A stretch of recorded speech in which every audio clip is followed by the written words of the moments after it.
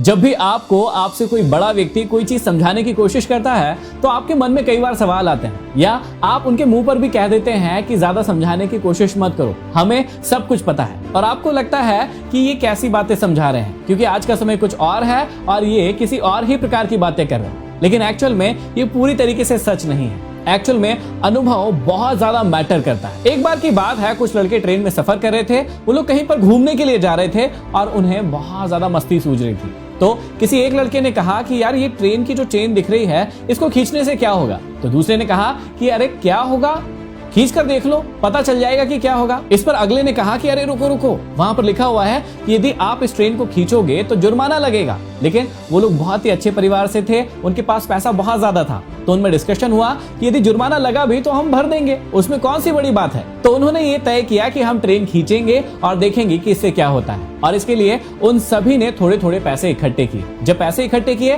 तो वहां पर जो जुर्माने की राशि लिखी थी उससे ज्यादा कलेक्ट हो गए, मतलब लगभग 5,000 के करीब कलेक्ट हो गए। अब उनमें से एक लड़के ने कहा कि ये 5,000 रुपए हम एक व्यक्ति के पास दे देते हैं और बारी बारी से चेन खींचते हैं। हमारे पास वैसे भी ज्यादा पैसे हैं, तो यदि जुर्माना ज्यादा भी लगेगा तो कोई दिक्कत नहीं है। इतने में ही वहीं पर बैठे हुए एक लड़के का दिमाग थोड़ा और चला और शरारती दिमाग से ये बोला कि यार एक काम करते हैं, मेरे पास एक आइडिया है जिससे हमारे पैसे भी नहीं लगेंगे और टीसी हमारे ऊपर फाइन भी नहीं कर पाएगा और हमारे ऊपर जुर्म भी साबित नहीं कर पाएगा। हम चेन तो खींचेंगे, लेकिन ये सामने जो बूढ़ा व्यक्ति बैठा हुआ है हम नाम इस पर लगा देंगे कि इस बूढ़े व्यक्ति ने चेन खींची है, और ऐसे हमारे पैसे भी नहीं लगेंगे और हमें कोई सजा भी नहीं होगी। अब ये कहकर एक लड़का खड़ा हुआ और इसने ट्रेन की चेन खींच दी और ट्रेन रुक गई। उसके बाद वहां पर टीसी आया और कहने लगा कि किसने ट्रेन की चेन खींची है।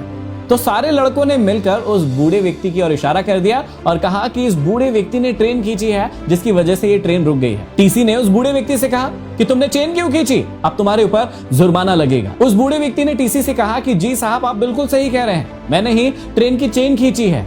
इस पर सारे के सारे लड़के उस बूढ़े की ओर देखने लगे कि अरे ये क्या हुआ, इस बूढ़े ने तो एक बार में अपना जुर्म मान लिया, ये तो बड़ी ही अच्छी बात हो गई। लेकिन फिर उस बूढ़े व्यक्ति ने टीसी से कहा कि मैंने ट्रेन की चेन क्यों खींची है, पहले मुझसे ये पूछिए। इन पांचों के पांचों लड़कियों ने मुझे बहुत परेशान किया और उसके बाद मेरे पास जितने भी पैसे थे वो मुझसे छुड़ा लिए और अपने पास रख लिए और मैं बहुत ज्यादा परेशान हो गया। मेरे को कोई उपाय नहीं दिखा, इसलिए मैंने ट्रेन की चेन खींच दी ताकि आप मेरे पास आ सको और मेरी हेल्प कर सको। टीसी ने उस बूढ़े व्यक्ति की ओर देखते हुए कहा कि तुम्हारे पास क्या सबूत है कि इन्होंने तुम्हारे पैसे चुराए हैं या तुम्हें परेशान किया है।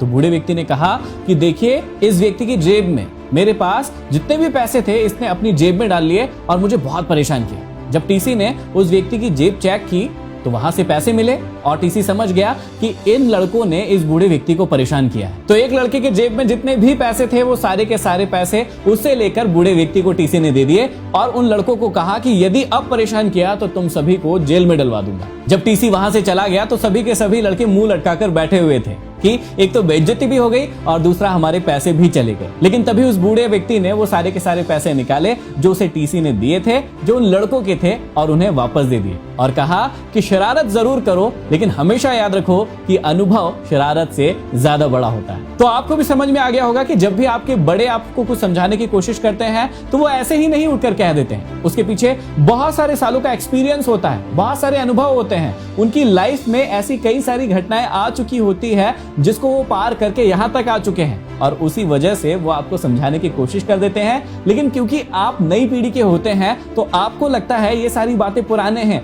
ये सारे अनुभव पुराने हैं, ये लोग पुराने हैं, इसलिए मुझे इनकी बातें नहीं मानना चाहिए। मैं इस बात को जरूर मानता हूं कि जनरेशन गैप बिल्कुल होता है। कई सारी ऐसी बातें होती हैं जो आपके बड़े नहीं समझ पाते हैं और आप उस चीज को बेहतर ढंग से समझ पाते हैं। तो आपको यहाँ पर यह समझना होगा कि कौन सी जनरेशन की बात कह रहे हैं, किस प्रकार की बात कर रहे हैं, और उन अनुभवों को हमेशा अपने साथ रखना होगा। अब ऐसे ही एक बार की और घटना है। एक बार एक व्यक्ति का रिश्ता फिक्स हुआ। उस लड़के का रिश्ता ये कहकर फिक्स हुआ कि तुम्हारी जब बारात आएगी तो उसमें कोई भी बूढ़ा व्यक्ति नहीं आना चाहिए। यदि बूढ़ा व्यक्ति आपके साथ बारात में आया तो आपकी बारात को आपको वापस ले जाना पड़ेगा। हमें बारात में बिल्कुल भी कोई भी बूढ़ा व्यक्ति नहीं चाहिए। तो घर वालों ने सोचा यार ऐसा कैसे कर सकते हैं कि एक भी बूढ़ा व्यक्ति ना लेके जाए। लेकिन फिर ये हुआ कि लड़की बहुत अच्छी थी, परिवार बहुत अच्छा था, तो सभी ने ये सोचा कि चलो ठीक है, लड़की और परिवार अच्छा है तो बूढ़े व्यक्ति को नहीं ले जाते हैं, सारे जवान लोगों को लेकर जाते हैं। लेकिन नाना जी बीच में अटक गए और कहने लगे कि कुछ भी हो जाए, एक बूढ़ा व्यक्ति तो जाएगा ही और वो मैं रहूंगा। अब नाना जी को कुछ इस प्रकार से तैयार किया गया कि वो थोड़े कम बूढ़े लगे या फिर जवान लगे और बारात आगे बढ़ी। और जब बारात गांव के बाहर आ गई तो लोगों ने पूछवाने के लिए भिजवाया कि कोई बूढ़ा व्यक्ति तो आपके साथ नहीं है, क्योंकि यदि होगा तो बारात को वापस भेज दिया जाएगा। तो उन्होंने कहा हमारे साथ कोई भी बूढ़ा व्यक्ति नहीं है। जब बारात आगे बढ़ने लगी तो लड़की वालों ने लड़के वालों से एक शर्त रखी, एक प्रश्न रखा कि यदि तुम इस शर्त को पूरा कर दोगे तभी बारात जो है गांव के अंदर आएगी,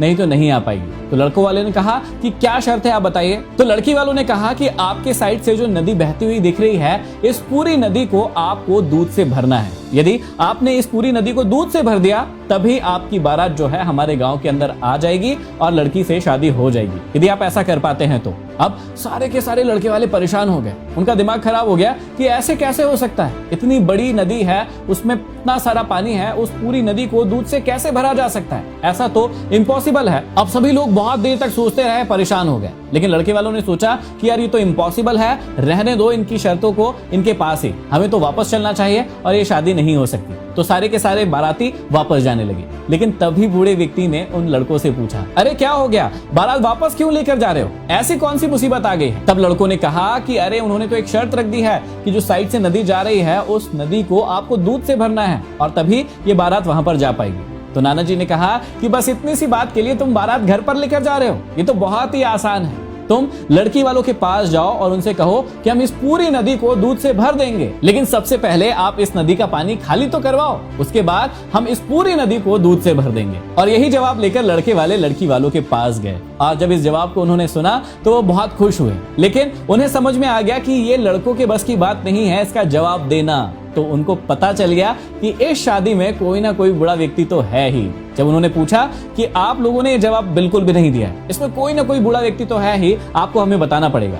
तब नाना जी निकलकर सामने आए और उन्होंने समझाया कि बच्चों के साथ कोई ना कोई बुजुर्ग, कोई ना कोई अनुभवी तो होना ही चाहिए और इसलिए मैं यहाँ पर आया हूँ। और सारे लोग खुश हो गए और वो शादी संपन्न हुई। तो आपको भी बहुत अच्छे से समझ में आ गया होगा कि अनुभव आपके लिए कितना ज्यादा जरूरी है। समझने की कोशिश कीजिएगा कि इस दुनिया में 3 प्रकार के लोग होते हैं। पहला होता है सबसे समझदार व्यक्ति, जो कि दूसरों की गलतियों से सीख जाता है और अनुभव प्राप्त कर लेता है और वो गलती खुद नहीं दोहराता है। दूसरा प्रकार का व्यक्ति वो होता है जो खुद गलतियां करता है और उसके बाद सीखता है। लेकिन ऐसे लोग कितनी गलती करेंगे, जीवन इतना भी बड़ा नहीं है कि सारी गलतियां आप खुद कर सके, इसलिए आपको पहले वाले बनने की कोशिश करना चाहिए। लेकिन तीसरा व्यक्ति वो होता है जो मूर्ख कहलाता है, जो गलतियां तो करता है लेकिन उन गलतियों के बाद भी सुधरता नहीं है और बार बार उन गलतियों को करता है। तो इन तीनों में से आप कौन है और आप कैसे अनुभव प्राप्त करना चाहते हैं, मुझे कमेंट बॉक्स में कमेंट करके जरूर बताइएगा। और अच्छे और अनुभवी लोगों की सलाह और राय हमेशा मानिएगा, यही मेरी आपको सलाह है। ये वीडियो आपको कैसा लगा मुझे कमेंट बॉक्स में कमेंट करके जरूर बताइएगा। यदि अभी तक आपने चैनल को सब्सक्राइब नहीं किया है, आप नए हैं तो सब्सक्राइब भी जरूर कीजिएगा। अगले वीडियो में हम फिर मिलते हैं, तब तक के लिए धन्यवाद।